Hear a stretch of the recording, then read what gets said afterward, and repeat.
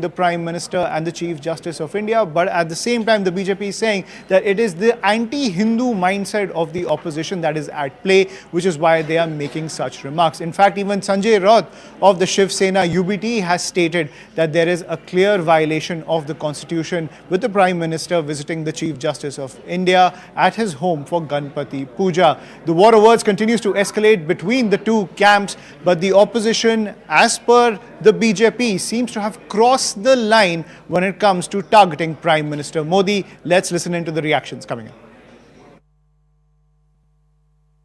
Chief justice साहब के पास प्रधानमंत्री जी गए और प्रधानमंत्री जी और सर हमारे चीफ जस्टिस साहब ने एक साथ मिलकर आरती भी उतारी भगवान की।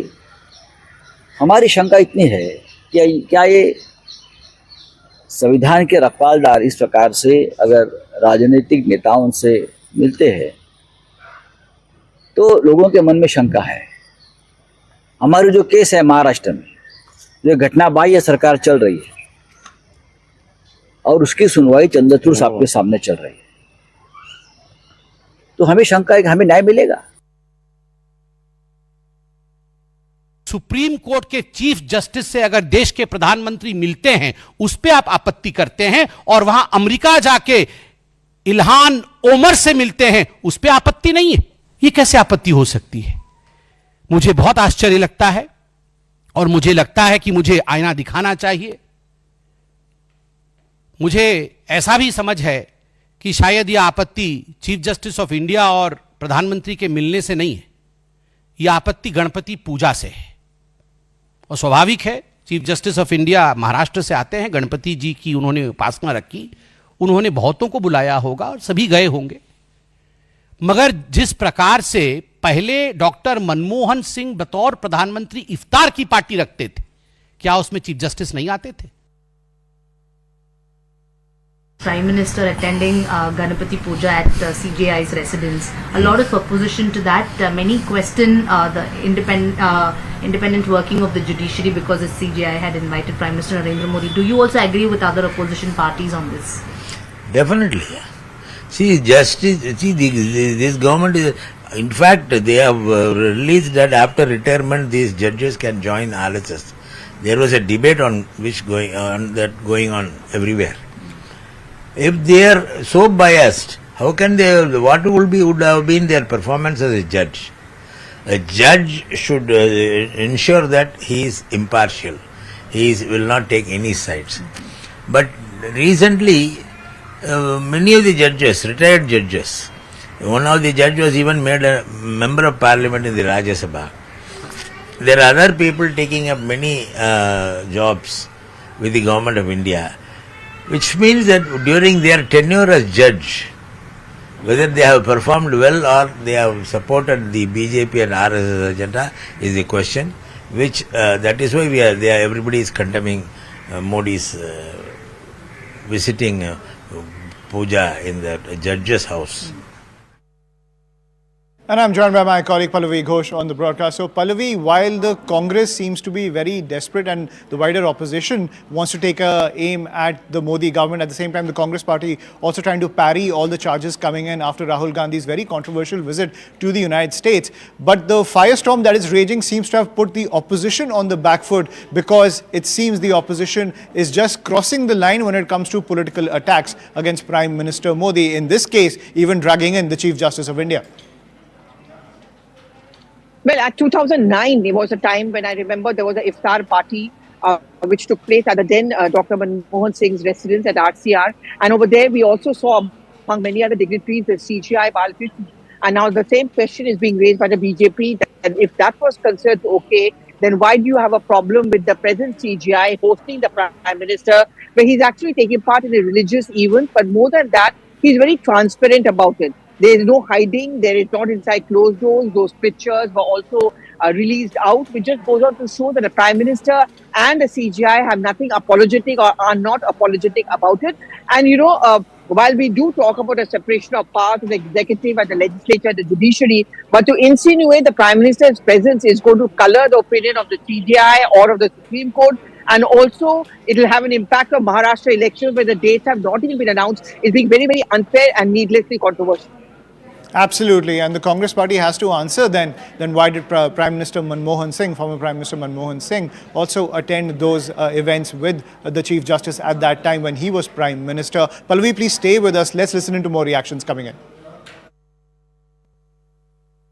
प्रधानमंत्री नरेंद्र मोदी जी मुख्य न्यायाधीश चंद्रचूड़ इनके घर गणेश दर्शन को गए। गृह मंत्री अमित शाह ने कुछ दिन पहले मुंबई में लालबाग के राधा के दर्शन किए। और जो संजय राउत उद्धव ठाकरे ने प्रतिक्रिया दी है, ये गणपति का अपमान है, गणेश भक्तों का अपमान है। संजय राउत उर्फ उद्धव ठाकरे को डर किसका है? नरेंद्र मोदी जी का, अमित शाह का, धनंजय चंद्रचूड़ जी का, या फिर उनको गणपति का डर लग रहा है? When the Supreme shows signs of surrender, the nation will appear to suffer. The position of a Chief Justice and the Prime Minister are both constituted that the Prime Minister of a country is also a leader of a political party. Therefore, if the two meet, questions will always be raised. Having said that, the two should have refrained from meeting because the apprehensions of the people of the country after seeing this will only get stronger. Doubts will be raised, questions will be asked, and people will not be happy with what the outcome is. Some level of amnesia in the opposition camp. Pallavi continues to be with us on the broadcast. Pallavi, as you were pointing out, former Prime Minister Manmohan Singh's meeting with the Chief Justice of India on a social occasion. At the same time, there are also records of meetings between Prime Minister Nehru as well as the Chief Justice at that time, even Indira Gandhi and the Chief Justice during her tenure as Prime Minister. So a selective amnesia coming in from the opposition camp, but at the same time, the BJP getting the ammunition to turn this thing in the context of the Maharashtra elections as the opposition insulting Hinduism by targeting Ganpati Puja at the Chief Justice residence.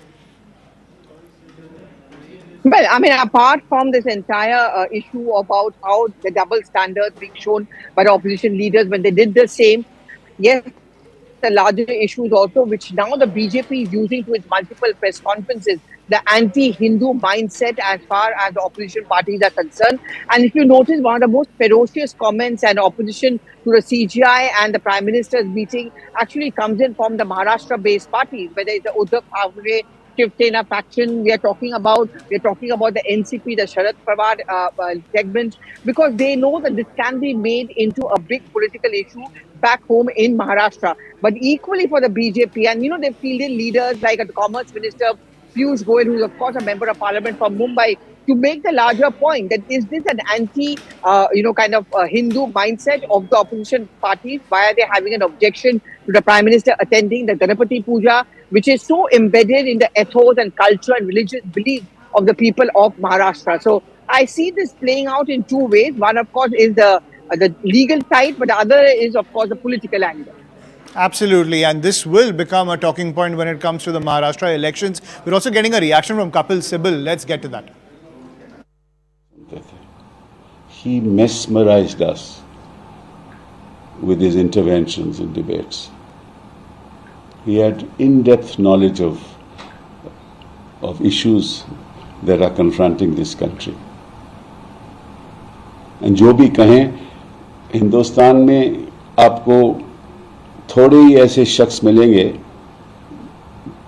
जिनके रग रग में secularism बहता हो. And that is what Sitaram Yechuri was. It's a loss for me, it's a great loss to the nation. He was a great son. Kapil Sibal paying homage to the late Sitaram Yechuri, but Kapil Sibal also expressing his reservations over Prime Minister Modi attending the Ganpati Puja ceremony at the Chief Justice of India's residence. At the same time, we're also showing you visuals of Prime Minister Manmohan Singh attending, where he hosted an iftar party, and it was attended by the then CJI Balakrishnan as well. So that question of the double standards coming in from the BJP against the opposition camp, Pallavi continues to be with us on the broadcast. So Pallavi, at the same time, when we look at the anti-Modi offensive that has come in from the opposition camp through this week, be it Rahul Gandhi's visit to the United States and the attacks he's made against the Modi government, and now this entire row over the Chief Justice of India hosting Prime Minister Narendra Modi at his residence for Ganpati Puja, it seems there has been a misfire one after the other from the opposition camp, which has only given more ammunition to the BJP. Oh yes, I mean, I would say the last 2 to 3 days have not really been very good in terms of optics and perception. You know, tomorrow I'm going to watch out for, because tomorrow is a very big case and verdict which we're expecting from the Supreme Court.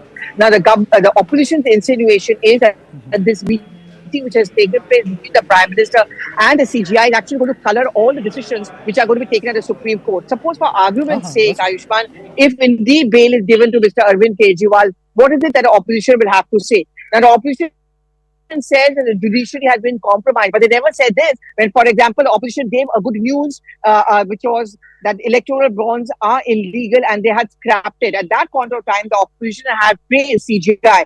So that's what the BJP is saying, that when you get things according to yourself, then everything is fine. But when they don't go according to your plan, then you start trashing the judiciary, you trash the CJI, you also trash the EVM machines when you lose elections.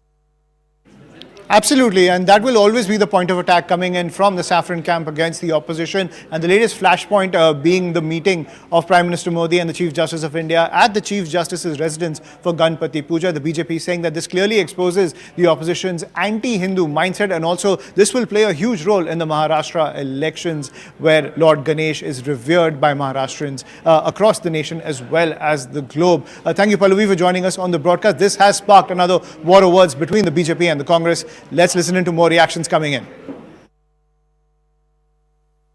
CJI Chandrachud के यहाँ जिस तरह से गणपति पूजा में प्रधानमंत्री गए, उसको लेकर के अपोजिशन के कुछ लोगों की तरफ से सवाल खड़े किए जा रहे हैं, कटाक्ष किया जा रहा है। आप बताइए कि पूजा पाठ में या किसी भी धर्म का पूजा पाठ होता है तो लोग एक दूसरे के यहाँ जाते हैं। माने आप एजुकेटिव या लेजिस्लेचर जो कहीं पे हो तो कोई व्यक्तिगत माने सामाजिक सरोकार में भी आना जाना नहीं होता है क्या? शादी ब्याह पूजा में भी ना। इसका मतलब ये लोग एकदम डिफंक्ट हो चुके हैं, कुछ इनमें कुछ बचा नहीं। जी, इसका मतलब एजेंडा कुछ बचा नहीं है। जहां कुछ मौका कहीं मिलता है उसी को लेकर के चलते हैं। मुझे लगता है ये बिल्कुल पूजा पाठ में, शादी ब्याह में जाना ये बिल्कुल व्यक्तिगत है और इस पर कोई टिप्पणी नहीं होनी चाहिए। चीफ जस्टिस ऑफ इंडिया के ऊपर ऐसे लालचन और आरोप लगाते हैं कि वो एक केस इसलिए डिसाइड नहीं कर रहे हैं क्योंकि नरेंद्र मोदी जी उनके घर पर गणेश पूजा के लिए चले गए। ये लबोलुबाब है प्रियंका चतुर्वेदी के ट्वीट का। ये कोर्ट की मर्यादाओं पर सवाल उठाने वाला है, ये जुडिशरी को कटघरे में खड़ा करने वाला है और ये अवमानना है कोर्ट का। क्या गणेश पूजा में जाना एक अब क्राइम बन चुका है क्या? और वो उद्धव सेना ये कह रही है। हम तो अमूमन गणेश चतुर्थी में एक दूसरे के घर जाते हैं पूजा अर्पणा करने के लिए, परंतु अगर मोदी जी चले गए, चीफ जस्टिस ऑफ इंडिया के न्योते पर वो गए होंगे, तो क्या अब इतना बड़ा अपराध हो गया कि चीफ जस्टिस ऑफ इंडिया को भी आपने नहीं बख्शा? श्रद्धा और आस्था क्या सियासत का मुद्दा हो सकता है? और गणपति जी के समय किसी के घर पे जाते समय क्या उसका पद देख करके घर पे जाया जाता है? आदरणीय प्रधानमंत्री जी गणपति जी की आरती कर रहे हैं, इस बात को लेकर के उबाटा के नेताओं की आपत्ति है। स्वर्गीय बाला साहब ठाकरे जी की विचारधारा आप त्याग चुके हो कांग्रेस के नाद में लगकर, ये सारा देश देख रहा है। पर कम से कम गणेश जी की आरती करना, किसी के घर सम्मानपूर्वक जाना, ये राजनीति का मुद्दा नहीं हो सकता। Yesterday there was a video that has gone viral where the CJI is seen with the Prime Minister celebrating Ganesh Chaturthi. Now there are some senior advocates who have been saying that this is mix-up of judiciary and executive. How do you see it? Well, we don't know whether he went there invited or uninvited, because the Prime Minister has this habit of going to places uninvited, like he went to Pakistan. So we don't really know whether it was a private function or public function. Was he invited? Who are the others who were invited? So we have no idea. These details are not available with us. Therefore, I'm not commenting on it. But do you think there is an issue with... Let's have these details. I don't have these details yet. So we've seen there have been quite a lot of criticism about Prime Minister Narendra Modi visiting CJI's house. So what is your take on it? I am really amused to see such type of wild allegation, because prima facie it seems that Dr. Dhananjay Chandrachud in his own personal capacity has invited Mr. Narendra Modi ji, who is the Prime Minister of India. What is wrong in it? It's in our Indian culture. In fact, we should not look with jaundiced eyes, because now the political campaign that has started and they are strongly criticizing both. To both means the Prime Minister of India and the Chief Justice of the India. See, I may quote you that in United States, the President of US appoints the judges in the Supreme Court of US. Similarly, even in England, according to their constitution, the judges take the people from the common man as a jury. So, do you mean to say that the people who are being appointed by the President of India or the High Court of the England, then they are being easily be accessible, or they will give the judgments as per the wish of the rulers? No, that is not. It is the beauty of our Indian culture that we must pay respect whenever we have been well. And it's a Lord Ganesha's festival. Dr. Dhananjay Chandrachud is from Maharashtra, and even the Narendra Ji Modi is a Ganesh Bhakta. So what is the wrong in it? So that's the latest in the war of words between the BJP and the opposition over Prime Minister Modi attending Ganesh Puja at the Chief Justice of India's residence. This has become another flashpoint between the saffron camp and the opposition parties. We'll have to wait and see how the war of words plays out in the coming days. But for now, a quick break. More news and updates on the other side.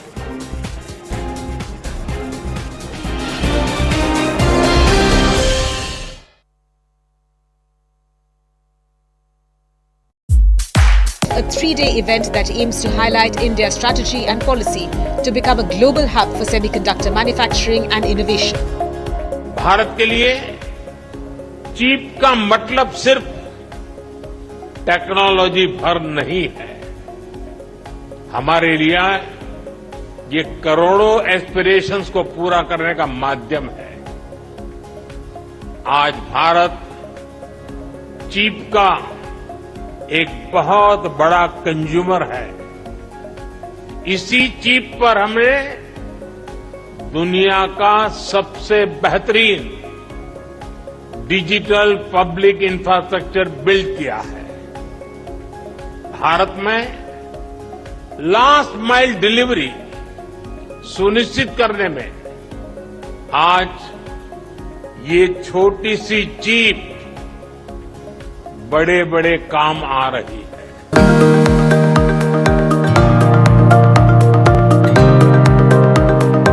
Due to disruptions caused by the pandemic and increased labor costs, many global manufacturers chose to spread out their supply chains, moving some productions away from China.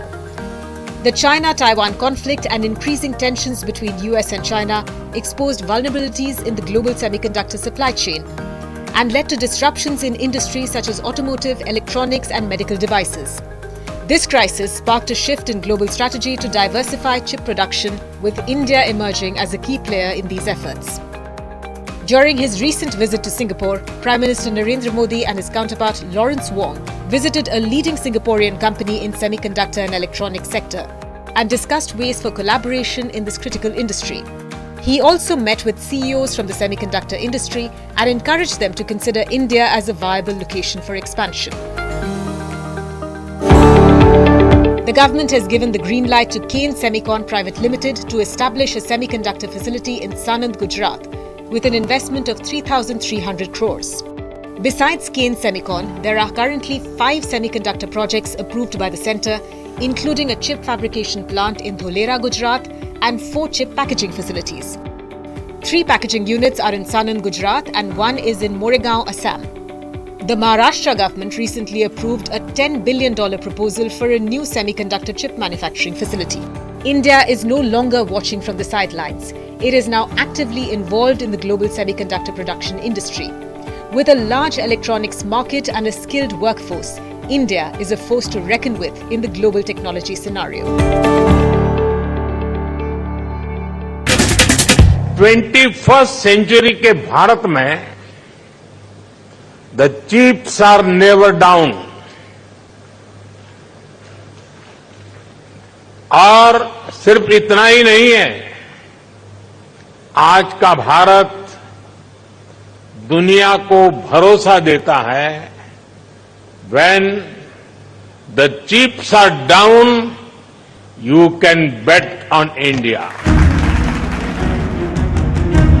From smartphones to medical devices and artificial intelligence, semiconductors are fueling a revolution.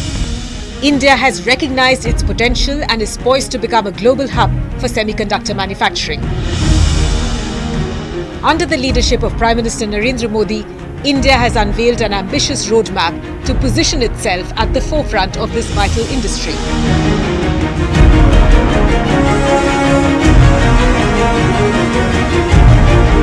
India's journey to becoming a semiconductor powerhouse took a decisive step with the launch of the India Semiconductor Mission. This initiative aims to build a robust ecosystem for semiconductor and display manufacturing, driving growth in key areas such as silicon semiconductor fabs, display fabs, compound semiconductors, sensors and semiconductor packaging. The ISM seeks to establish a thriving design and innovation environment, positioning India as a global leader in electronics manufacturing. By focusing on long-term strategies to develop cutting-edge manufacturing facilities, a secure supply chain and essential intellectual property, the mission aims to fuel sustained innovation in the semiconductor industry. The Indian government has approved projects amounting to 1.5 lakh crore under the India Semiconductor Mission.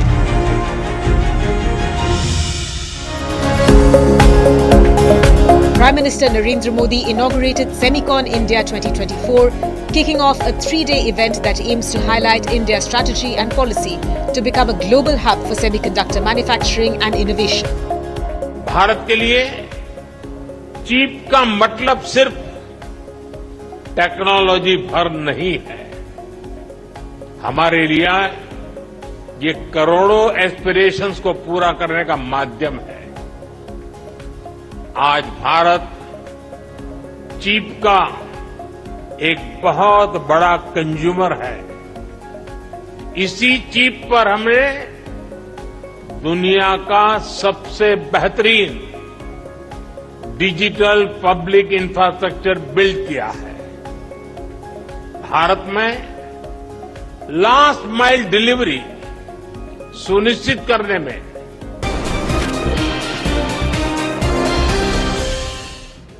And welcome back to the Nation at 5. Now, Congress Chief Mallikarjun Kharge has sparked a political firestorm over his comments in poll-bound Jammu and Kashmir. Now, he has said that if the opposition had got just 20 more seats, several top BJP leaders would be languishing in prison. Mallikarjun Kharge also said that the BJP's current numbers in the Lok Sabha as well by a thread because both the TDP and the JDU could pull the plug at any time. The BJP has hit back at the Congress party saying that this is reminiscent of the language of the emergency era. इस बार 400 पर कहां गए भाई तेरे 400 पर 240 पे आया। अगर हम सिर्फ 20 सीट लेते तो ये सब लोग जेल में रहते थे और रहने के काबिल है। कभी भी नायडू तुम्हारा पैर खींच सकता है और अपने नीतीश कुमार वो तुम्हारा हाथ खींच सकता है। नेता हालत वो है कि खिजानी बिल्ली खंबा नोचे। जनता ने उनको नकारा है, वो 100 सीट भी नहीं पा पाए। 98 सीटें उनकी आई और वो सरकार बनाने का सपना देखते हैं। उनका चुनाव से पहले का गठबंधन 200 सीटें भी नहीं पाया, जबकि भारतीय जनता पार्टी का गठबंधन एनडीए का 293 सीटें जीतकर पूर्ण बहुमत की सरकार बनाई है। खड़गे जी जागिए, नींद से बाहर आइए। राहुल गांधी जी विदेश में जाकर भारत को बदनाम करते हैं, अपमानित करते हैं और आप देश में रहकर दिन में सपने देखते हैं। Congress President Kharge saying that if the Congress had got extra 25 to 30 more seats in the Lok Sabha polls, then Mr. Modi and Mr. Shah would have been in jail. How do you see the... Yeah, the Hindenburg issue is a great issue. Adani Group had done some major mistake which was reported by the Hindenburg. Even now, the SEBI chairman, she is also involved in many of these cases, and Hindenburg had come out of the report. And neither Adani nor SEBI chairman is the government organization, the government functionaries. So this why I don't know why this government is hiding and why this government does not want to have a discussion in the parliament. So do you agree with Kharge's statement? Yes, if there was a discussion in the parliament, then certain facts will come out. And the support of the BJP government, Modi and Amit Shah to Adani Group will be exposed. That may lead to any kind of punishment, yes. आप 50 साल देश में सत्ता किया, राज किया, क्या हुआ आपको? कौन लोगों ने आपको बाहर फेंका? सत्ता से बाहर क्यों फेंका? ये सब गलतियां का कारण। आपका पावर को मिसयूज किया, देश का विकास नहीं किया, देश में करप्शन किया, इतना भ्रष्टाचार हुआ, अभी उससे ऊपर उठने मुश्किल हो गया। इसके कारण उसको छुपाने के लिए खरगे जी कुछ भी बात करते हैं। बोलने वाले कांग्रेस वाले हैं, बाहर भी बोलते हैं, अंदर भी बोलते हैं। अभी राहुल गांधी हो गया विपक्ष का नेता नहीं, भारत का विपक्ष का नेता हो गए वो। Mallikarjun Kharge, the Congress president, while he was in Jammu and Kashmir, he said if we had got about 25 to 30 more seats, then both Modi and Amit Shah would have been in jail. Yes, absolutely right. For the various errors of omission and commission, let us come to power. We'll show you. Congress President Kharge in a statement said that if the Congress had got 25 to 30 seats more, then Mr. Modi and Mr. Shah would have landed in jail. DMK says that DMK also agrees with what Mr. Kharge had said. How do you see these statements? First, I demand, I tell Mr. Kharge that first let Sonia, Rahul come out of the bail. They should have been in jail, but they are in bail in the National Herald case and other cases, Rahul Gandhi. So let them see the mirror first. Let them come out of their problem. The real fact is that those people who should have been in jail are in bail. So they have to correct themselves. And DMK also has to understand that there is a very big knife heading for them in 2G. Soon it is going to come. So first you take care of yourselves. Then let us think about your astrology and other things. If that had happened, if this will happen, let us think afterwards. No problem. And that's the latest flashpoint between the BJP and the Congress ahead of the Jammu and Kashmir elections. We're going to take a quick break now, but before we leave, join us for Shri Shakti Season 2 on the 16th of September as we honor those women who have made India proud on the global stage.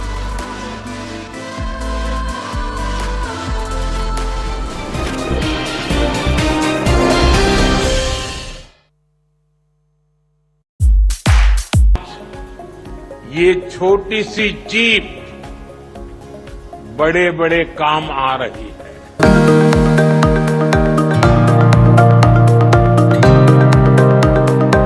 Due to disruptions caused by the pandemic and increased labor costs, many global manufacturers chose to spread out their supply chains, moving some productions away from China. The China-Taiwan conflict and increasing tensions between US and China exposed vulnerabilities in the global semiconductor supply chain and led to disruptions in industries such as automotive, electronics and medical devices. This crisis sparked a shift in global strategy to diversify chip production, with India emerging as a key player in these efforts. During his recent visit to Singapore, Prime Minister Narendra Modi and his counterpart Lawrence Wong visited a leading Singaporean company in semiconductor and electronics sector and discussed ways for collaboration in this critical industry. He also met with CEOs from the semiconductor industry and encouraged them to consider India as a viable location for expansion. The government has given the green light to Kane Semicon Private Limited to establish a semiconductor facility in Sanand, Gujarat, with an investment of 3,300 crores. Besides Kane Semicon, there are currently 5 semiconductor projects approved by the centre, including a chip fabrication plant in Dholera, Gujarat, and 4 chip packaging facilities. 3 packaging units are in Sanand, Gujarat, and 1 is in Moregaon, Assam. The Maharashtra government recently approved a $10 billion proposal for a new semiconductor chip manufacturing facility. India is no longer watching from the sidelines. It is now actively involved in the global semiconductor production industry. With a large electronics market and a skilled workforce, India is a force to reckon with in the global technology scenario. 21st century के भारत में the chips are never down. और सिर्फ इतना ही नहीं है, आज का भारत दुनिया को भरोसा देता है, when the chips are down, you can bet on India. From smartphones to medical devices and artificial intelligence, semiconductors are fueling a revolution. India has recognized its potential and is poised to become a global hub for semiconductor manufacturing. Under the leadership of Prime Minister Narendra Modi, India has unveiled an ambitious roadmap to position itself at the forefront of this vital industry.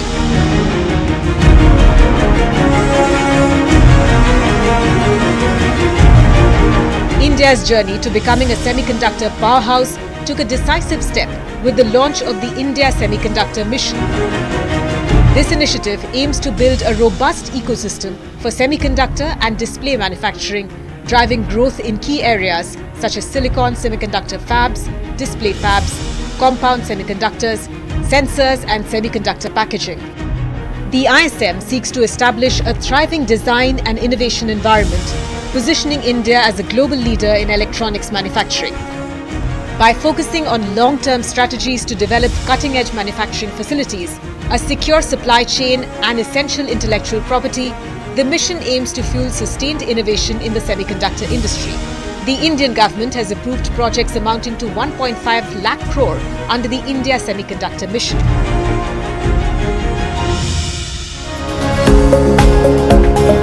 Prime Minister Narendra Modi inaugurated Semicon India 2024, kicking off a 3-day event that aims to highlight India's strategy and policy to become a global hub for semiconductor manufacturing and innovation. Bharat के लिए chip का मतलब सिर्फ technology भर नहीं है, हमारे लिए ये करोड़ों एस्पिरेशंस को पूरा करने का माध्यम है। आज भारत चिप का एक बहुत बड़ा कंज्यूमर है।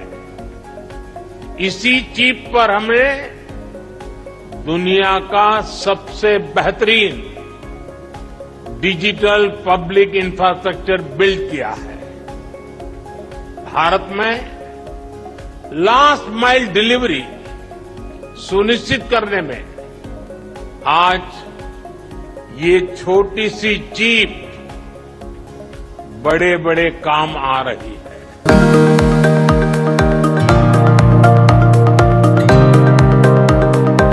Due to disruptions caused by the pandemic and increased labor costs, many global manufacturers chose to spread out their supply chains, moving some productions away from China.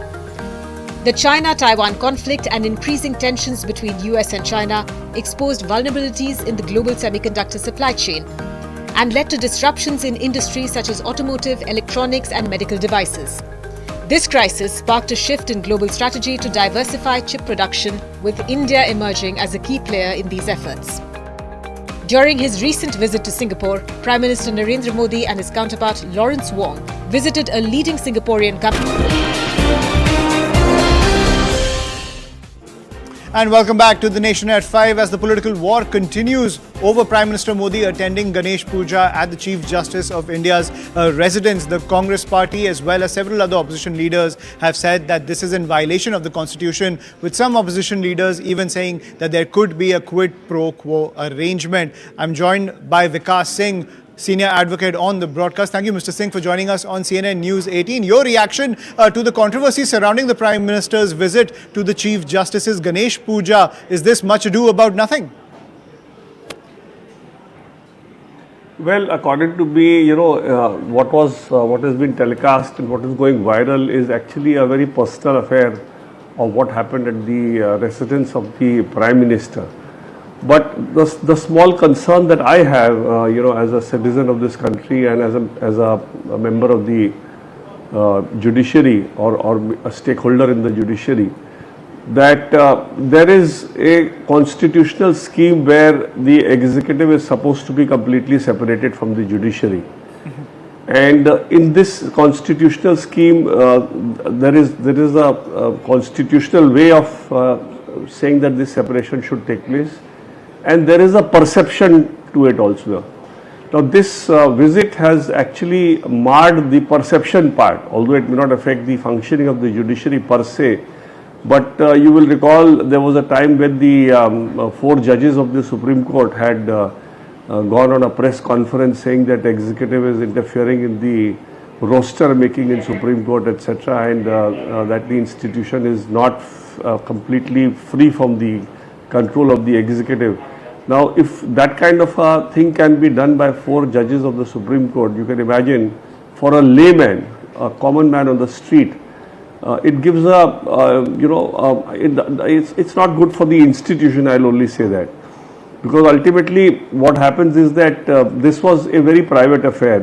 If supposing the Chief Justice had been having a big Ganesh Puja where people from all walks of life were coming, because it was a big puja that he was doing, it would not be wrong. But having only, it's a very private affair, he and his wife were only doing that puja, and it's a family affair typically, and in the family the Prime Minister also standing in that puja. Either he's supposed to be his very dear friend, because even friends are normally not invited at the residence of somebody who's doing puja. We also, when we do puja, we do it amongst relations only, close relations.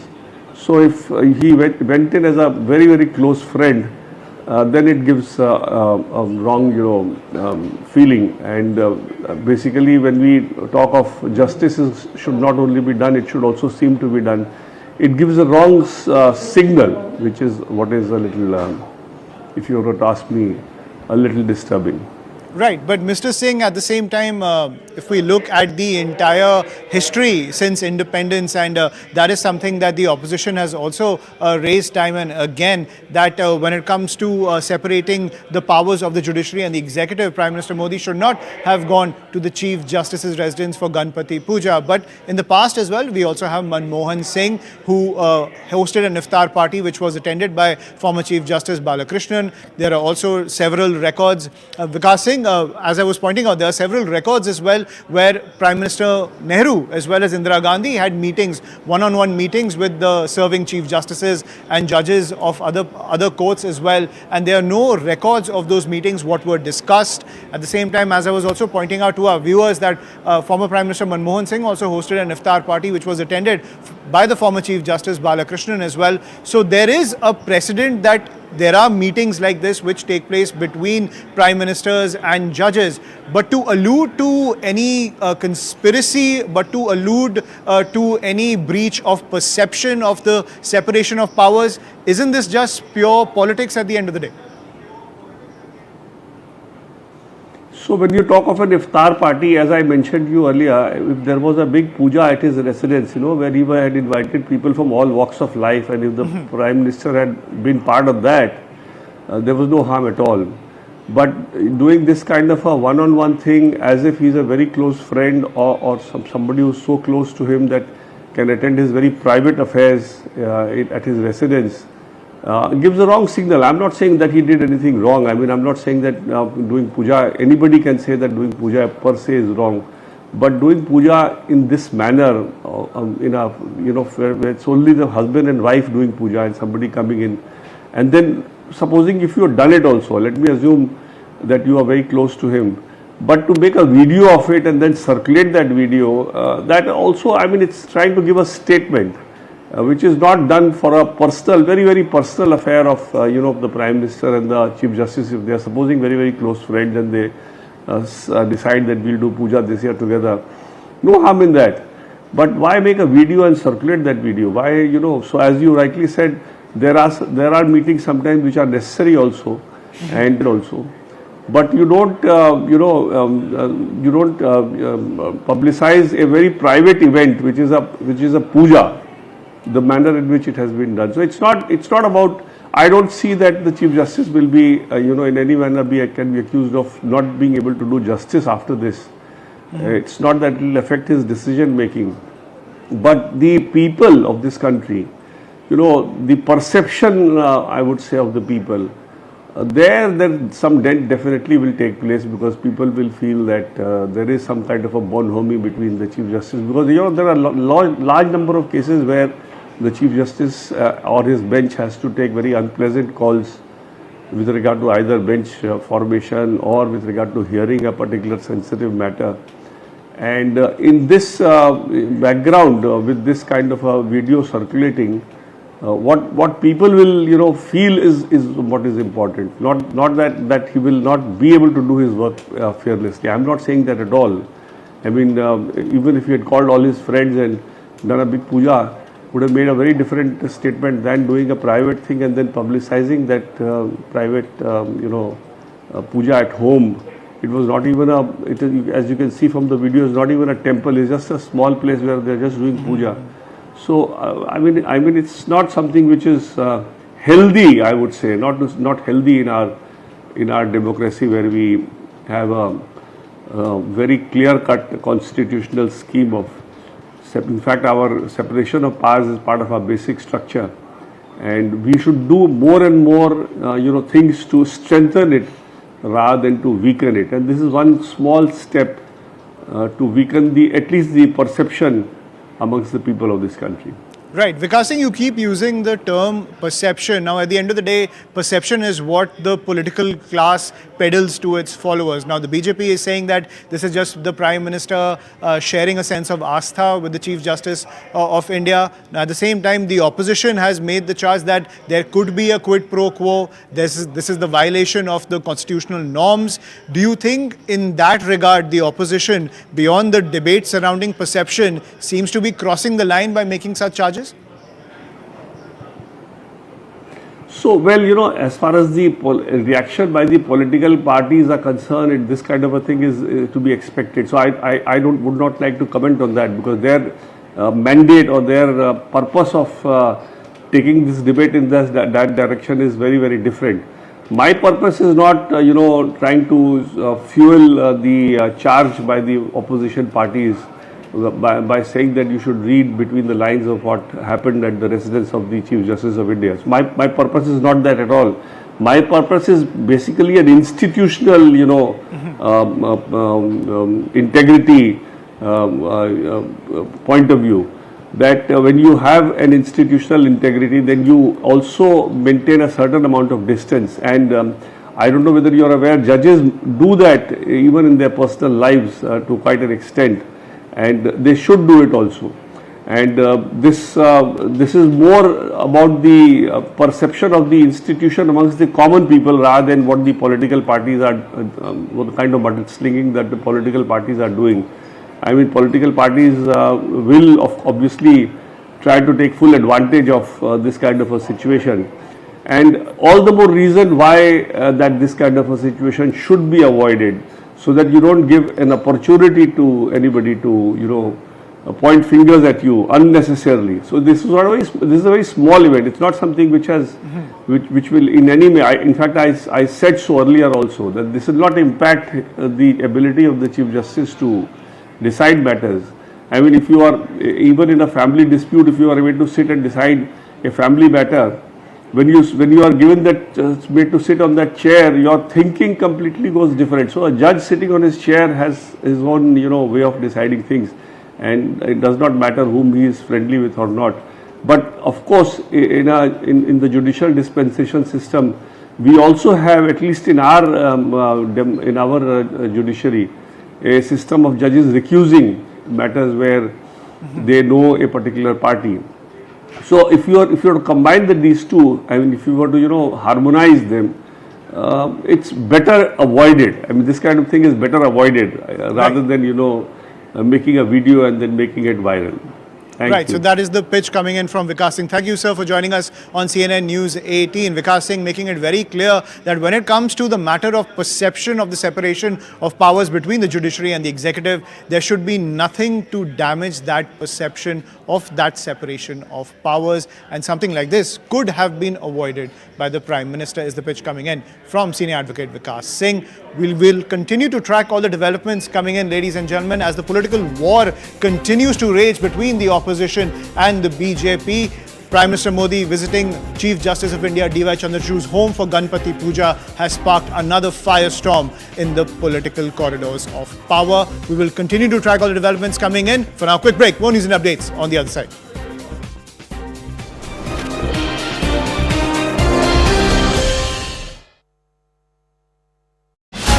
And electronics sector and discussed ways for collaboration in this critical industry.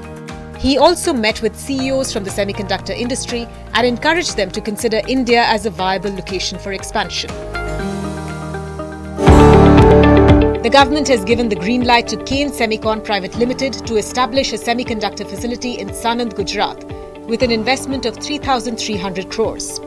Besides Kane Semicon, there are currently 5 semiconductor projects approved by the centre, including a chip fabrication plant in Dholera, Gujarat, and 4 chip packaging facilities. 3 packaging units are in Sanand, Gujarat, and 1 is in Moregaon, Assam. The Maharashtra government recently approved a $10 billion proposal for a new semiconductor chip manufacturing facility. India is no longer watching from the sidelines. It is now actively involved in the global semiconductor production industry. With a large electronics market and a skilled workforce, India is a force to reckon with in the global technology scenario. 21st century के भारत में the chips are never down. और सिर्फ इतना ही नहीं है, आज का भारत दुनिया को भरोसा देता है, when the chips are down, you can bet on India. From smartphones to medical devices and artificial intelligence, semiconductors are fueling a revolution. India has recognized its potential and is poised to become a global hub for semiconductor manufacturing. Under the leadership of Prime Minister Narendra Modi, India has unveiled an ambitious roadmap to position itself at the forefront of this vital industry.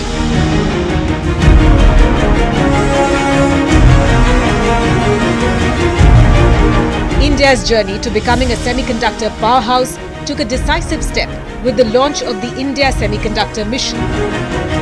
This initiative aims to build a robust ecosystem for semiconductor and display manufacturing, driving growth in key areas such as silicon semiconductor fabs, display fabs, compound semiconductors, sensors and semiconductor packaging. The ISM seeks to establish a thriving design and innovation environment, positioning India as a global leader in electronics manufacturing.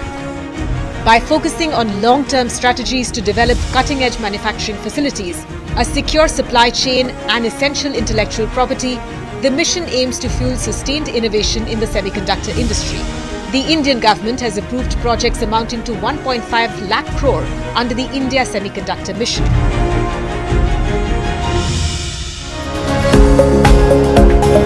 Prime Minister Narendra Modi inaugurated Semicon India 2024, kicking off a 3-day event that aims to highlight India's strategy and policy to become a global hub for semiconductor manufacturing and innovation. Bharat के लिए chip का मतलब सिर्फ technology भर नहीं है, हमारे लिए ये करोड़ों एस्पिरेशंस को पूरा करने का माध्यम है। आज भारत चीप का एक बहुत बड़ा कंज्यूमर है। इसी चीप पर हमने दुनिया का सबसे बेहतरीन डिजिटल पब्लिक इंफ्रास्ट्रक्चर बिल्ड किया है। भारत में लास्ट माइल डिलीवरी सुनिश्चित करने में आज ये छोटी सी चीप बड़े बड़े काम आ रही है।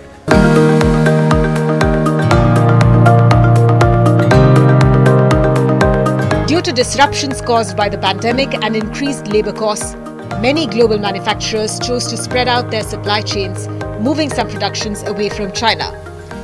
The China-Taiwan conflict and increasing tensions between US and China exposed vulnerabilities in the global semiconductor supply chain and led to disruptions in industries such as automotive, electronics and medical devices. This crisis sparked a shift in global strategy to diversify chip production, with India emerging as a key player in these efforts. During his recent visit to Singapore, Prime Minister Narendra Modi and his counterpart Lawrence Wong visited a leading Singaporean company in semiconductor and electronics sector and discussed ways for collaboration in this critical industry. He also met with CEOs from the semiconductor industry and encouraged them to consider India as a viable location for expansion.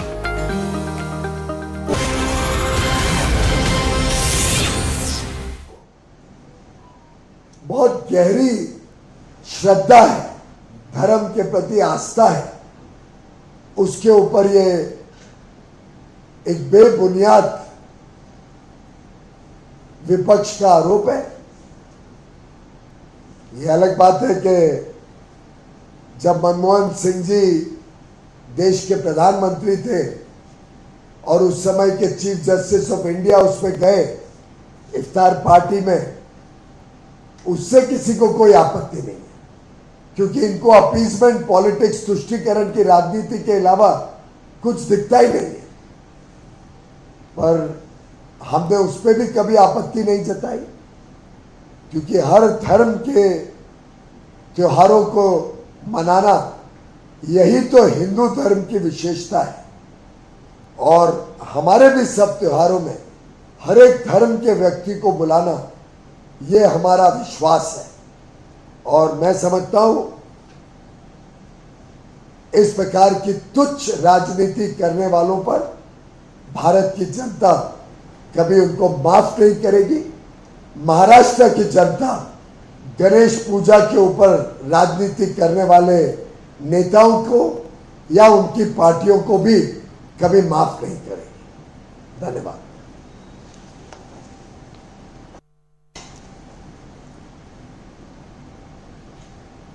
इसको separately ले लेना। माननीय सीताराम येचुरी जी का आज बहुत ही दुखद निधन हुआ है। येचुरी जी राज्यसभा के सदस्य थे जब मैं भी राज्यसभा में पहली बार 2010 में आया, और बहुत ही खुश मिजाज, मिलने जुलने में, बातचीत में, अलग अलग जो संसद में डिबेट्स होती थी।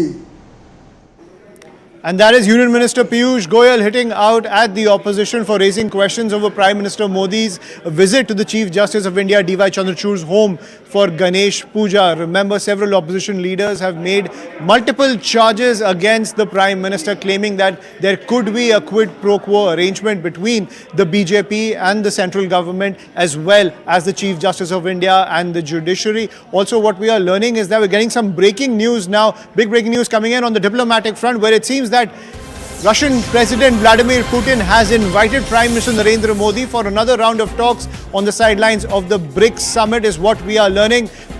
Remember, they had that meeting in Russia where Prime Minister Modi took the message of peace amid the Russia-Ukraine conflict. And now what we are learning is that Vladimir Putin has invited Prime Minister Modi once again for dialogue on the sidelines of the BRICS summit. That is the big piece of news that's coming in, where the dialogue continues to expand between India and the Russian Federation amid the Russia-Ukraine war. Remember, a lot of issues were discussed between India and Russia when Prime Minister Modi visited Moscow to have that bilateral dialogue with President Vladimir Putin, and now President Putin has invited Prime Minister Modi one more time for discussions on the sidelines of the BRICS summit. I'm joined by my colleague Siddhant on the broadcast to get more details. Siddhant, over to you. What is the agenda of this meeting? Prime Minister Modi has made it very clear that dialogue and diplomacy is the only way to achieve peace amid the Ukraine conflict.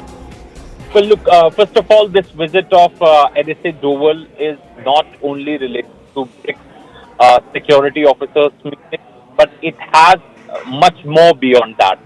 In fact, NSA has multiple bilateral meetings.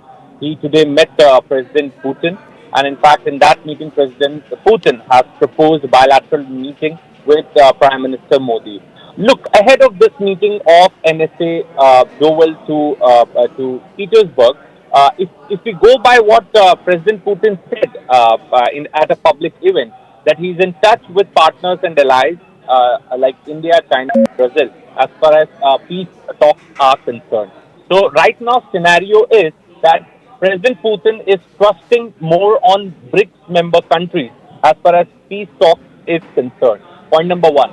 Point number two, Prime Minister Modi is expected to go to Russia again, to Kazan, for the BRICS leaders summit in October, and perhaps the proposal that President Putin has made to hold bilateral meeting with Prime Minister Modi is on the margins of BRICS leaders summit. Point number three, India has offered to negotiate to continue the peace talks. Prime Minister Modi is perhaps one of the few world leaders who understand this issue very, very well. He has done his own groundwork by visiting Europe twice in less than 60 days. So he has understood the issue very well, and he's ready to contribute. So we could expect some sort of an BRICS members' involvement in the peace talks. We could also expect, when President Putin and Prime Minister Modi will meet in October on the margins of BRICS Leaders Summit, we could again look at a possible big development as far as peace talks. And India has always maintained this position that there cannot be any peace talks. Right. Siddhant, I'm sorry to interrupt. Now the BRICS summit will take place between October 22nd and the 24th in Kazan. And we're getting a reaction from National Security Advisor Ajit Doval, who also met Vladimir Putin. Let's listen in. Prime Minister told you during a telephone talk that he was keen to brief you about his visit to Ukraine and his meeting with President Zelensky. And he wanted me to come specially and personally and brief you about the talks. The talk was in a very close format. It was only the two leaders. He had his two persons with him. I happened to be with the Prime Minister. So I was a witness to me, sir. I attended that conversation. So that was NSA Doval, who was taking Prime Minister Modi's message of peace when he met Vladimir Putin in Moscow, ladies and gentlemen. But the BRICS summit will take place in Kazan between the 22nd of October till the 24th of October. Also, what we are learning is that Chinese President Xi Jinping will also be attending that meeting. So Siddhant continues to be with us on the broadcast. Siddhant, so the Chinese heavyweight Xi Jinping will also be at the BRICS summit in Kazan next month. At the same time, Prime Minister Modi also pushing the message of peace for dialogue and diplomacy amid the Russia-Ukraine conflict. So a lot of developments could emerge next month from the BRICS summit in Kazan. Absolutely. We could look at a possible development at the time of BRICS summit, or perhaps maybe after that, when all leaders from the BRICS countries will be in Kazan and they will hold meeting with President Putin. Prime Minister Modi is absolutely looking forward to meet President Putin again in Kazan, though his visit has not been announced yet. This visit of NSA Doval is very, very crucial, as I have been saying from very beginning. And right now, his recording have been released for what he said, what he told President Putin, and he is clearly mentioning that he traveled along with Prime Minister Modi to Kyiv to hold talks with President Zelensky, and Prime Minister Modi has told NSA Doval to brief President Putin regarding the talks he held with President Zelensky in Ukraine. So, clearly India is mediating. Clearly India is offering itself to contribute to the peace talks. And India is quite optimistic. And India is playing a very, very positive role. And India is on the side of peace. That is a message which Prime Minister Modi wants to send out to the world. Right. Thank you, Siddhant, for joining us on the broadcast. So that crucial BRICS summit will kick off on the 22nd of October in Kazan next month. That's all we have to pack in on Nation at 5. Up next, Plain Speak with Akansha Swaroop.